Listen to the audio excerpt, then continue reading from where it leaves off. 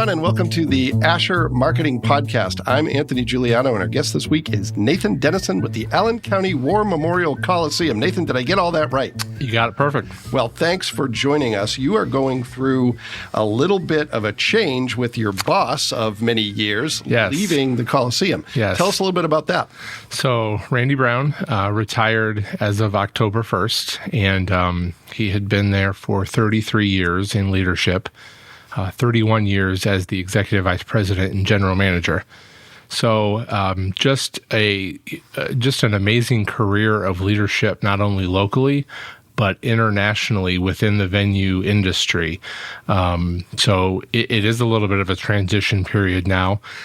We've been just working, there are 4 vice presidents in the structure of the Coliseum staff, and I'm the newest of them at 15 years of experience. Okay, I didn't realize that. So it's kind of like one of those things where we're just kind of keeping on, doing what we do. He has trained us well. Yeah. And so at this stage, we're just keeping things going until the new general manager is in place. Wow. Well, I would imagine there's benefits to having a team that's been around for quite some time, that not a lot of surprises, and most people have been able to will handle whatever comes their way because they've been through it before. Are there any challenges that come with a team that's been together for that long? Yeah, planned retirements. Yeah. That's a real big challenge. Especially when yours is pretty far off in the future. It is, hopefully, yes. Yeah. Yes, mine is pretty far into the future. We have some impending retirements, not only in our senior management, but middle management staff as well. So it is one of those things where it's a huge challenge, where there's so much institutional knowledge of the building. It's a unique building in and of itself. So much knowledge of the inner workings of how everything works. And without a working building, we don't have much of anything. Oh, sure. So making sure that we're doing all the right things to replace, train strategically so that we have all of our ducks in a row and we can continue the great service that we're known for throughout the area. Yeah, well, Randy was definitely someone who was well respected locally, and I'm sure, as you mentioned, within the industry, so he'll be missed. And hopefully you get someone who's nearly as good to start and eventually as good over time. It's going to be tough shoes to fill. Absolutely. And so many people have said big shoes to fill, but his community leadership on boards like Visit Fort Wayne and the Fort Wayne Children's Zoo, and he's done some work with the airport. And so he just has contributed so much to this community. And he's well-deserved retirement, and I know he and his wife are going to stay in the area with family here. So you'll probably hear or see him again at some point down the road. Well, good. And you just reminded me, you said Visit Fort Wayne, that Dan O'Connell is also retiring. So that is correct. You and I are going to be the only 2 left working here after a couple months. So. Love my work with Visit Fort Wayne on so many levels. Yeah. Well, they're great people there. Well, we're going to dive into some of those topics in more depth, but we want to start at the beginning of your career. So you grew up in DeKalb County. Yep. And start there, if you don't mind, and talk a little bit about what were you thinking about career-wise? Where'd you go from there, and did you stay on that path, or did you change that path? Definitely changed. Yeah. When I was in high school, was involved in the student newspaper at DeKalb High School. Was inspired by a teacher, which is usually where it starts for a lot of people. Was involved that way. Learning the very basics of journalism and things like that. So I actually had a gap year between high school and college, which also coincided with my family's move to Northwest Ohio. Okay. So I went to a small community college in Northwest Ohio for a semester and then transferred to the University of Findlay, Ohio. And on my first week on campus, January of 1997, walked into the student newspaper advisor's office and said, "What can I do?" About a month later, I was the editor of the student newspaper. Wow. So you could do everything is what the answer to that question was. Yeah.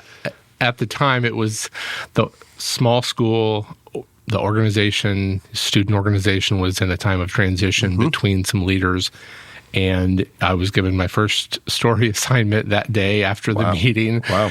And for the first couple of semesters, it was myself, a designer, and the advisor. Wow. And that's it. Wow. And by the time I graduated, I had been editor for a few years. We had a staff of 15-ish. Oh, wow. Okay. Really developed in that school's communications program. So my emphasis was print journalism, but a communication degree. Okay. So I spent time working as a DJ on the campus radio station. Was part of the team that worked with their TV program, created their first TV program in the school's history. Okay. So worked in the sports information office of the athletic department a lot and really, really enjoyed that piece of it. Was working for the university's PR office. So I was really, really involved on campus in all the basics, the PR, the radio, the TV. Really didn't get into speech very much, but all of that sort of stuff, really immersed myself in all of the opportunities that a small school gives someone, and took so much away from all that experience. And So was the trajectory when you started down that path, was it, I'm going to have a career in print journalism? Is that what you were thinking? That's what I was thinking. Okay. Sports writer. Sports writer. All right. So when did that start to change? Well, I had actually, through contacts with my advisor there on campus, I think it was my sophomore year, I got a part-time job at an area print daily newspaper, sports department, started covering some high school sports, things like that as a college student. And then after a year of that, my junior and senior year, I worked for a larger daily newspaper that was a little closer to campus. Again, covering the college athletics, high school athletics, got to interview amazing people who came to the area for different sports functions or anything like that. And I think 3 years of working at a daily newspaper, albeit part-time, while in college, while also doing school, while also doing student newspaper, it was kind of like, wow, at the time I felt like I've done it. Yeah. And it was a situation where I want to kind of go beyond that a little bit. Sure. And so the first part of my job search was through my senior year looking for sports information at a college. However, I was going to be a December graduate. And that is the worst time to get a job at a college. You really need to wait till May, June, July, something like that during their transition.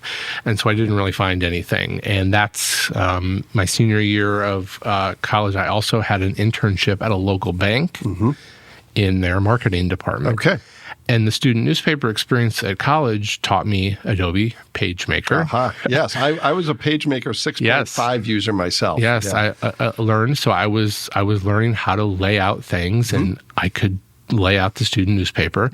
And one of the local banks there in Findlay, Ohio, hired me as a intern to basically fill in for their marketing department during a maternity leave or something like that. And I ended up doing a lot of design, ads, flyers, posters.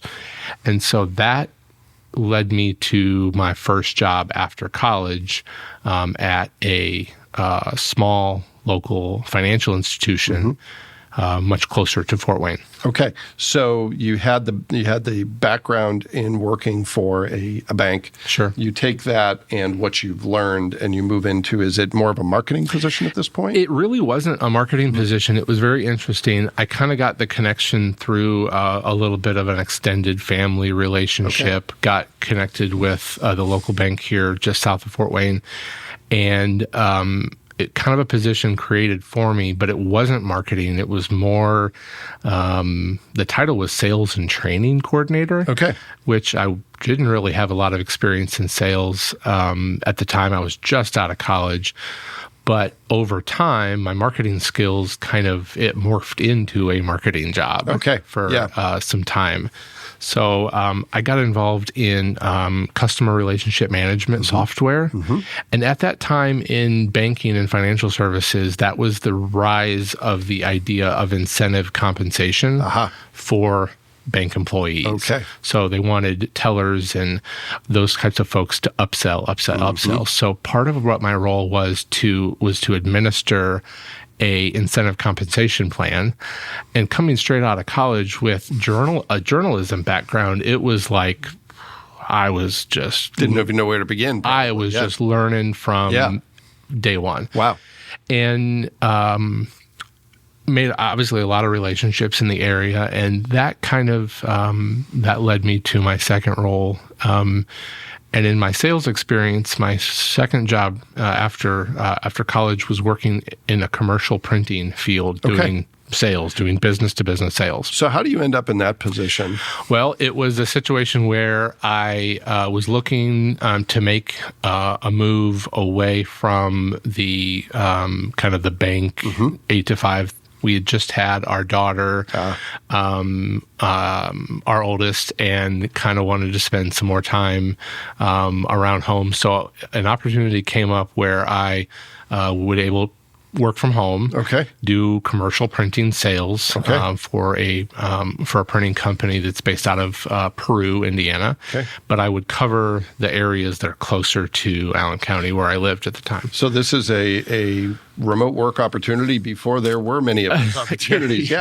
Before it was really in vogue. Before it was cool. Yeah. All right. So worked selling. Trying to develop business. I know I called on Asher at one point to try to get their printing business.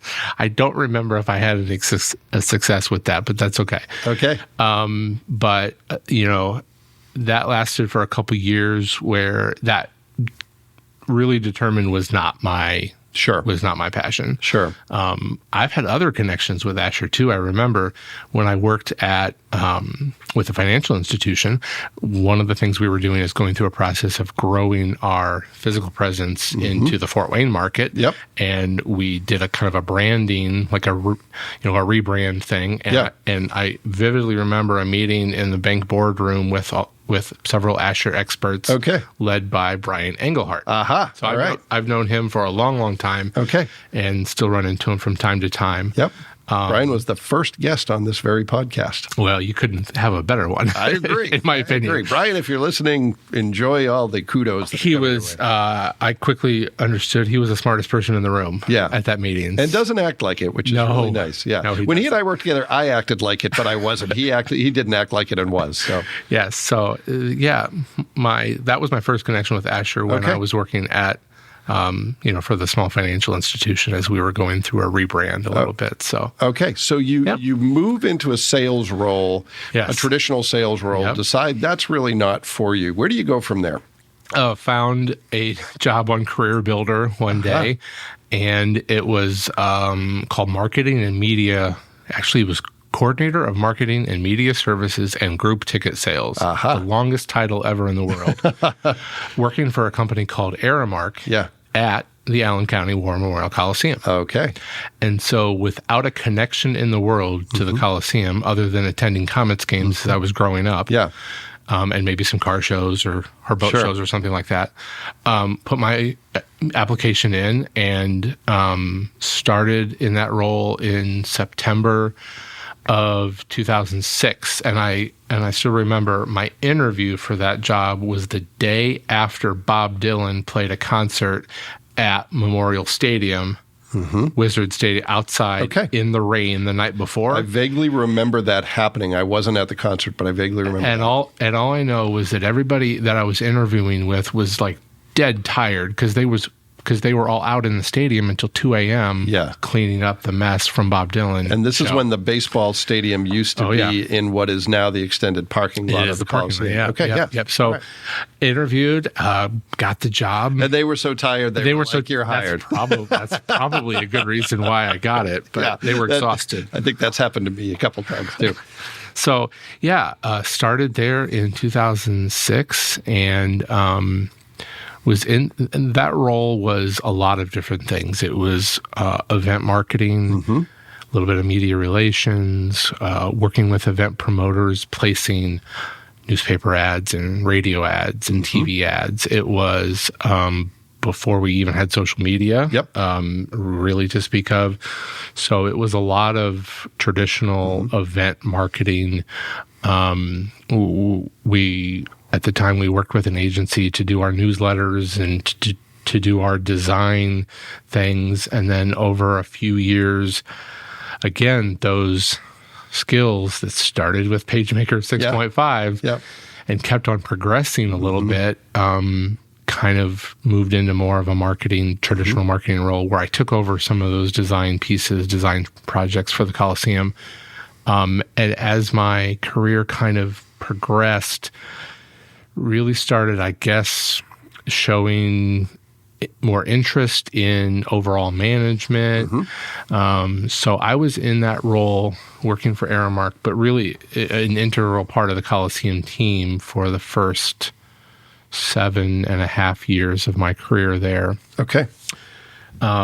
There was a senior management member who retired, and that kind of was the impetus for a little bit of a corporate organization restructure there. And so the role of VP of sales came open, and with me having 7 years of experience there, I was kind of filling in a sales role for probably a year prior to that job change. So had an interview and actually resigned from my Aramark job one day, started my county job. Walked across the hall. The next day, stayed in the same cubicle for a few weeks. Yeah. And so in total, I just passed my 15-year threshold there at the Coliseum. So as a part of the senior management team, and I love it. Yeah. Well, that's great. So most people are familiar with the Coliseum as attendees of, as you mentioned, Comets games or, concerts or, other events. I've been there for circus. I think I was there for, when my son was very young, some kind of Bear in the Big Blue House or something event. Yeah. But tell us a little bit about the organization, things that people maybe don't know. The fact that it's a county entity, I think, is underappreciated, and I'll get out of my depth pretty quickly if I try to describe more than that. But tell us some of the realities of the Coliseum from your perspective. There are so many myths out there. Yeah. It's kind of like an urban legend kind of thing. It's funny. We're a department of Allen County government, so there are lots of county employees there. There are also Aramark employees. Aramark is a third-party service contractor that mostly handles our food service. And so there are some people who work for Aramark. There are people who work for a security contractor who, provides 24/7 security and event security. There are also people there who work for some staffing agencies that provide housekeeping services and overnight changeover crews. But in so many ways, we try to treat everybody, regardless of who pays their paycheck, as one Coliseum team. Okay. And that's what Randy was always so good at preaching, that we're a team. And so that's probably a little bit of an unknown thing that people don't know. Prior to the pandemic, we had gone basically 60-some years without any outside government support to pay our daily operations. And that's a big thing. When you go to other cities and you look at their convention centers or their arenas or their stadiums, so many municipally owned venues are county or city or state general tax supported. And that's not what the Coliseum does. Now, the pandemic has thrown that completely out the window, obviously. And we're grateful for the county's support in this time.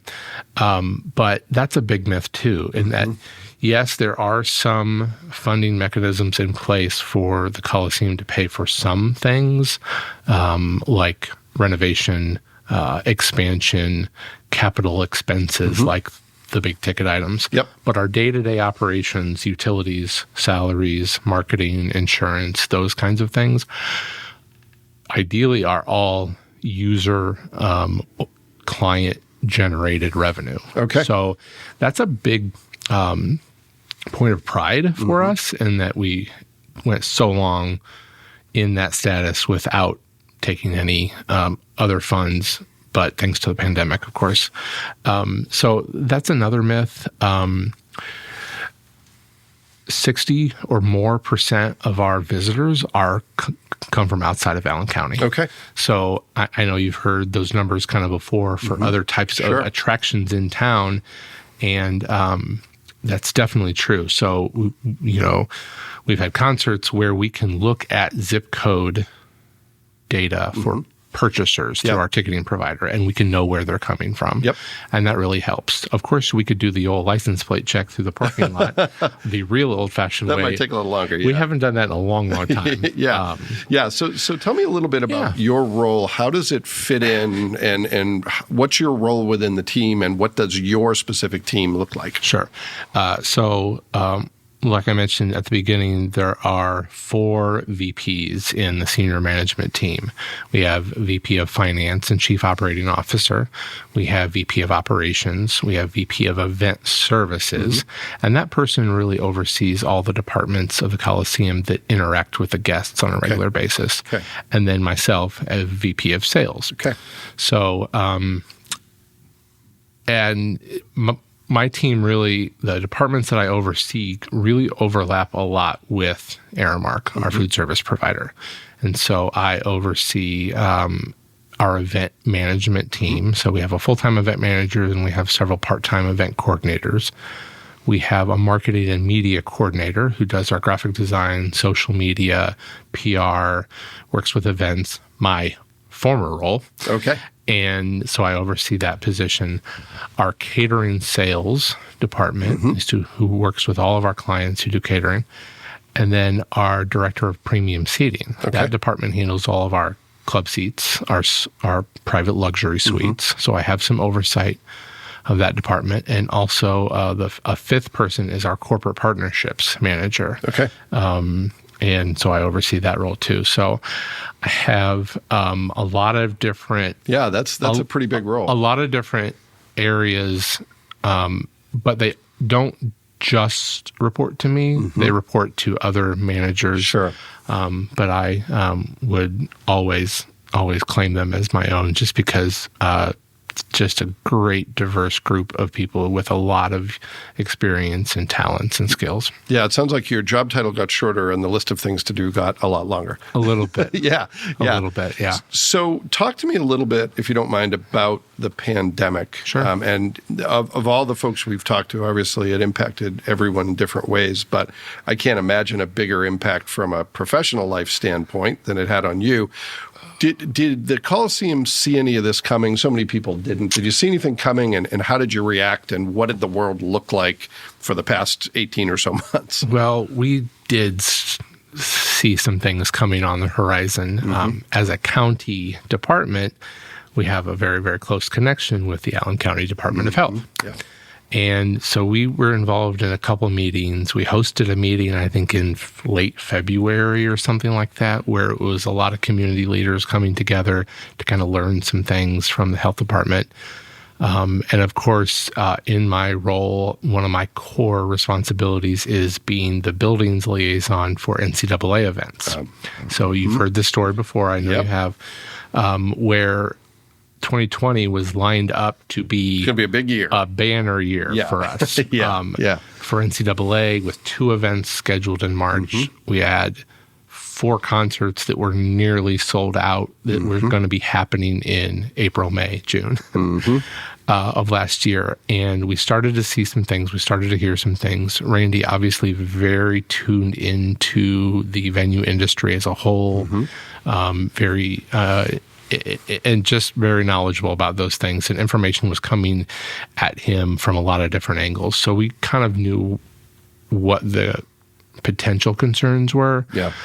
Until it really hit that second week of March, we had no idea what. Yeah. Well, it was so unprecedented. I don't think anybody did. And so obviously going from everything on paper was going to be probably the Coliseum's best year ever, to overall at the end of the year, a loss of about $4 million. Wow.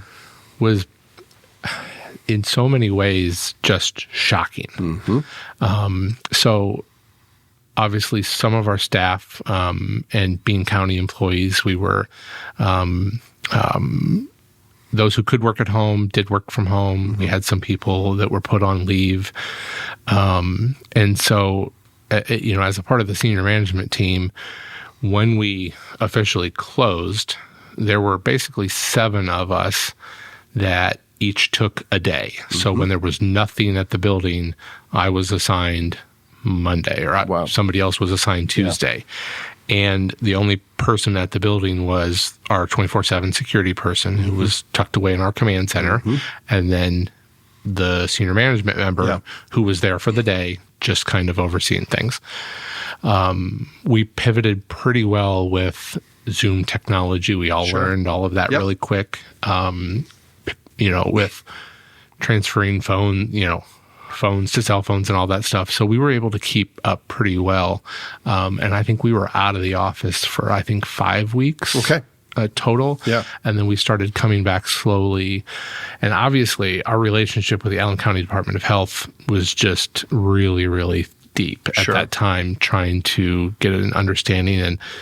And as we reopened, doing events again, starting in June of 2020, I was really, really involved in working with them on determining what a banquet setup looks like with social distancing in mind. And so working with, and because we didn't have catering sales and event coordinators, and we had to furlough several folks, I became a jack of all trades. And I tell you, I learned so much. But the biggest thing I learned is how blessed I was for the team members that I have when they were able to come back finally after. Some of them came back after a year. A couple of them came back a little bit later. But so we just kind of kept things going as much as we could. We were able to host some events in the summer of 2020 that we weren't ever going to be able to host just due to space availability. Like our normal events had all canceled, but then other events started coming up and working with the Department of Health and the restrictions. And so my role was very much more than just marketing and sales during this time. So I became an event coordinator, and a lot of our clients were very, very happy when our regular event coordinators were able to come back. Because they were able to have somebody they knew.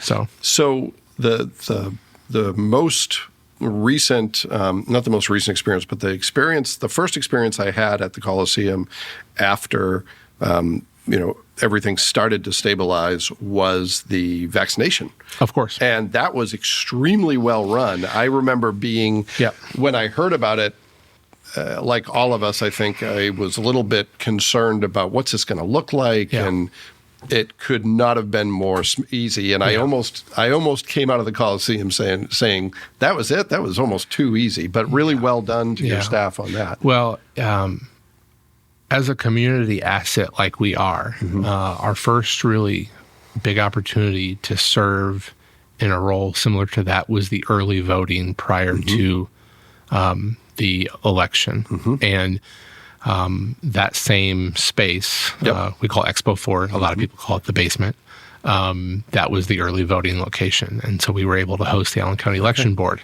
And then, of course, we kind of moved from that into the vaccine clinic starting in early January of this year, 21. So daily interaction with Mindy Waldron and her team at the Department of Health.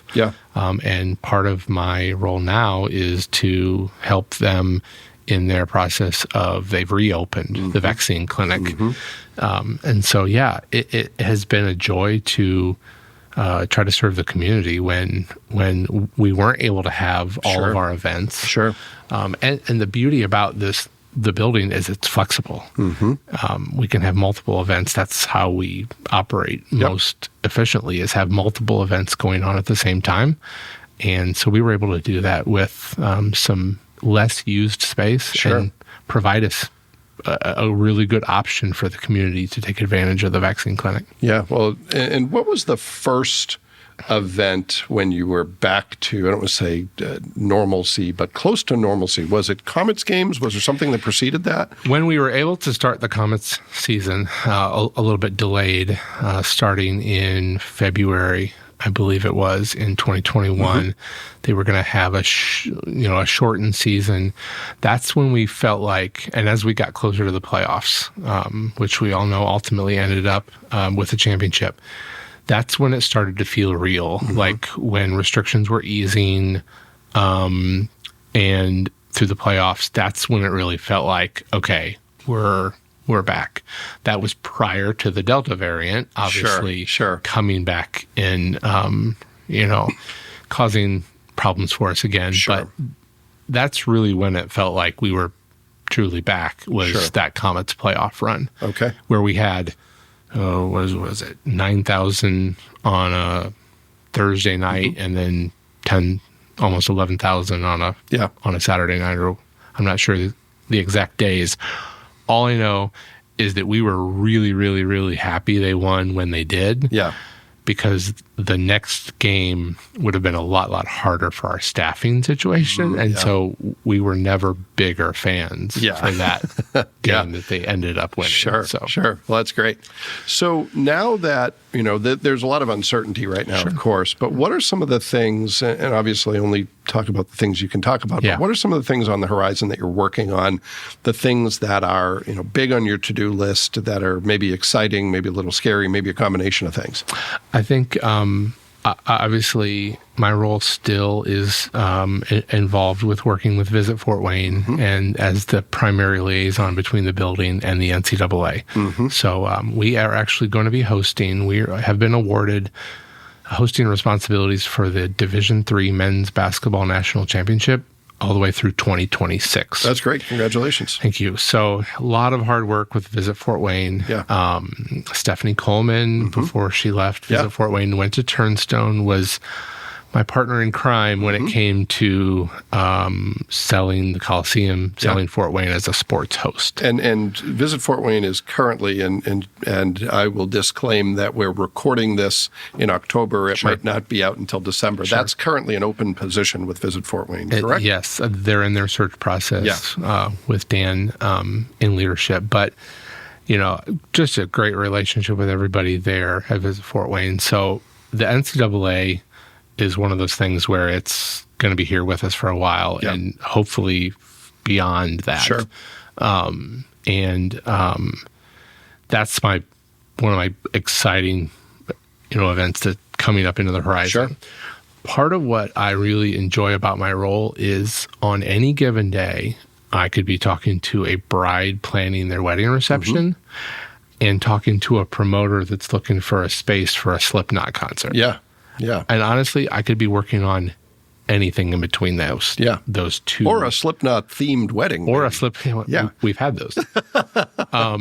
It is just the amazing variety of things that I get to work on. It's, trying to help our staff wrap their heads around a new room diagramming system, potentially from our software provider. So that's an exciting project, which will help us be more efficient internally. But from events, it's, we've had Donald Trump bring campaign rallies here twice in the last several years. It's, I might be the person taking that call from who knows where to start planning that event. And then that's the only thing I'm working on for the next 3 weeks, month, whatever. So it is just a huge, amazing variety of events that we get to be a part of. During the pandemic last summer, a majority of my job was working with brides and grooms to try to get their events in within the attendance restrictions, within room capacity, social distancing and all that. And there was one couple that we had to find a different space that was larger. And so in a meeting, they just threw out a crazy idea. Why don't we just do our wedding and reception on the arena floor? And we pulled it off, and it was just an incredible event. And so much so that, they're never going to forget that environment. It was a larger space. It wasn't obviously traditional, Sure. but having the flexibility to do that kind of thing is a lot of fun. Yeah, and they were able to, if I understand the Coliseum nomenclature correctly, so you're able to say you got married on the same floor where Elvis performed, right? That's absolutely correct. Yeah, that's absolutely pretty great. correct. That's a pretty good thing to be able to say. Yeah, so it's just, we like to say, I tell people all the time, people come to the Coliseum to have fun. Mm-hmm. They generally don't come there expecting bad things or expecting to be, experience something negative. Mm-hmm. They expect to be entertained.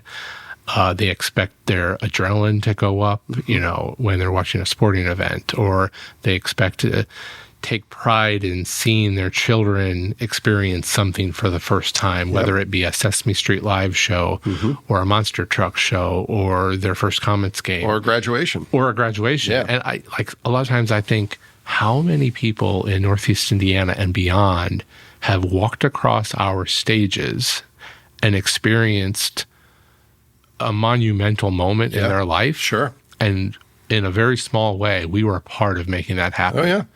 And I think that's what keeps me just energized by what I do and what I want to do for the future. Yeah.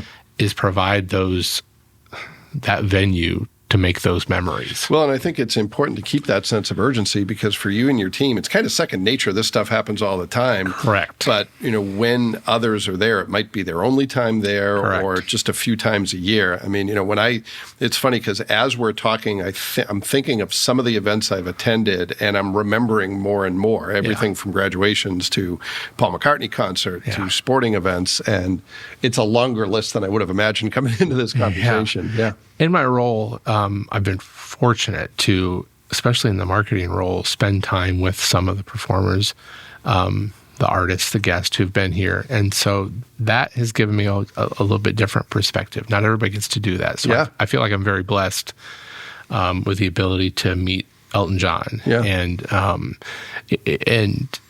it's just a really unique situation where who would have thought I would have had that opportunity? Yeah. So it's a lot of fun, and it will continue to be a lot of fun. Yeah, well, all I can say is I met Brian Engelhardt, so you're way up on me. So let's go to the speed round of the show. I'm going to ask you a few questions. There's one curveball I'm going to throw you. I'm actually going to throw you two curveballs at the same time, but you're going to be very adept at hitting those both out of the park. So the first question, one that is not a curveball. Tell us your best career advice. You mentioned you have a daughter, I believe it is, who's wrapping up high school. If you were talking to her or someone else who is looking to get started in a career or making a career change, what would you say is the key to success in building a successful career?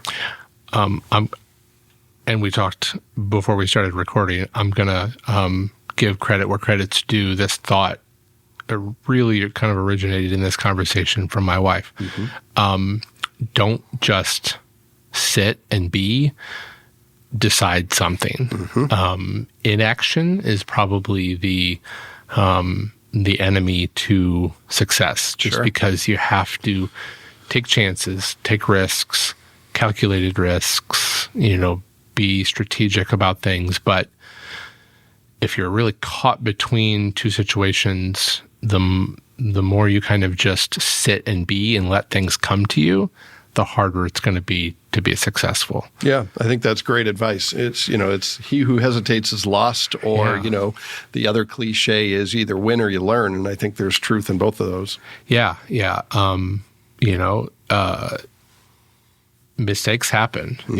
In my role, currently at the Coliseum, there are some new things coming at me, and it's like, I know I'm going to make mistakes, but Randy used to always say, as long as you don't do it again, as long as you don't make the same mistake twice, that's good. Well, and that's a great characteristic in a leader. I've always had that here at Asher, where you're expected to learn from mistakes, but it's not terminal if you make one. Yeah, absolutely. And certainly the spirit has always been, hey, we're all human. We're going to make mistakes. Let's work together to make sure they don't happen again, but forgive each other when they do happen. Yeah, and obviously, as my career has been progressing, people have seen in me potential, and I'm most grateful for that. That maybe there were times where I didn't see potential in myself, but other people saw it. And that's what's important, that you continue working towards that. So.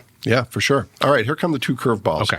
So if you need to pass on either of these questions or go to question 3 so you can think about them further, that is fair game. The 2 curveballs are as follow. What's your favorite event that you've ever been part of at the Coliseum? And the second part of the question is, and you just encouraged this by what you were talking about, who's your favorite well-known person that you've met as part of your work at the Coliseum? Oh, that's a tough set. Yeah. Favorite. Shoot. Or one of your favorites. I'll ease it up a little bit. It's really interesting. The first several years of my career in my role, I was very involved in working with concert promoters directly, photographers who were approved. So I stood next to the stage for a lot of concerts. And later in my career, that whole experience has been less and less like exciting to me. Yeah, sure. But and so probably working just the concerts. Yeah. Being in the Arena Bowl, standing on the floor, usually standing in close proximity to where the sound mixer board is on the back of the floor, and the really, really good performers build their show to where that first song is when they haven't, revealed where they're standing or their faces or anything, and what the production quality of the show does to kind of build that crescendo up until the big curtain drop or light reveal or something like that. That adrenaline. So in a way to answer that question, my favorite experiences at events is just that. Okay. Standing on the floor of the arena, feeling the adrenaline of the crowd as they start to cheer, knowing that the headliner is about ready to reveal themselves, whether it's flying in from the ceiling or coming out of the stage floor. That just the amazing adrenaline that just runs through the building. Yeah. In that moment is, I think, my favorite experience there. Okay. All right. Fair enough. Favorite person? I met so many of them. And when I say meet artists, it's very, very cursory. It's we're not talking about, we're not swapping recipes or anything like that. It's very, very kind of basic. I rode an elevator with Jason Aldean and Luke Bryan, 2 really huge country music stars. If you're a country music fan, you know those names. And to see that they are everyday normal people who obviously know each other, and are talking to each other like they're neighbors. Yeah. But I'm just happen to be over in the corner in the elevator going up to a different level of the building. And it's just like, that was an interesting experience just to see them in a non-performance light. Yeah. So it was very interesting. Yeah. So many of them. Oh, sure. Darius Rucker. In high school, I was a fan of Hootie and the Blowfish. Yep. But later in the career, obviously followed him in terms of his country music career. Some of the greatest musical performance, probably one of the greatest musical performance I've ever seen, was Darius Rucker performing Prince's Purple Rain. Oh, wow. To a sold-out Coliseum Arena. Huh. And just the emotion and everything that went into him performing that song was just incredible. Yeah. One of the favorite songs I've ever heard or seen live. Oh, that's pretty great. That's pretty great. And in your venue, how do you like that? I know. And I've seen him at other venues too. So last question, and you've alluded to this a little bit, but if we can synthesize it, we've all been through a lot in the last year and a half, and hopefully better days are ahead shortly. But what did you learn during the pandemic that you didn't know before that you think will stick with you moving forward, either from a career perspective, a marketing perspective, or just in general? From a career perspective, that's pretty simple, and you really get to understand how blessed I am to be in the position that I'm in, to have the support of the team. Just you hear so many stories of, of people and instability, and I've been really, really blessed and grateful for that. From a marketing perspective, clear, concise communication about things is so critical. We dealt with probably, I don't know, if you take the 4 or 5 concerts that were postponed, a combination of 4 or 5 times each, and communicating to the public, whether it be on social media or press release or talking to media about those situations, is that if you're not absolutely perfectly clear and concise, things can get really misconstrued, and it's like the telephone game. If you get a detail wrong or get a detail a little unclear about, the difference between canceled and postponed. Yeah. Learned really quick about how, that sort of detail fact is so critical. So, sure. And just the second thing is just the ability to adapt. You can't, in this day and age, you just can't get married to a certain way of doing things. Yeah. You have to adapt. Like for us at the Coliseum, I think we may have seen the last of our printed newsletter that I designed many of, and it probably is not coming back at this point. Yeah. But, you do things like email more, and of course the e-commerce and social medias, And who knew that the QR code was going to come back? I had no idea. Here it is. Yeah, the resurgence of the QR code. That was a new one for me. Yeah. Well, Nathan, thank you very much. It's been a pleasure having you on, and thanks for all the work you do. It's a great venue. We're really lucky to have it. So thank you. And thanks to everyone who took the opportunity to listen to this week's episode of the Asher Marketing Podcast. We hope you'll join us again next week, and we'll be back with another great guest.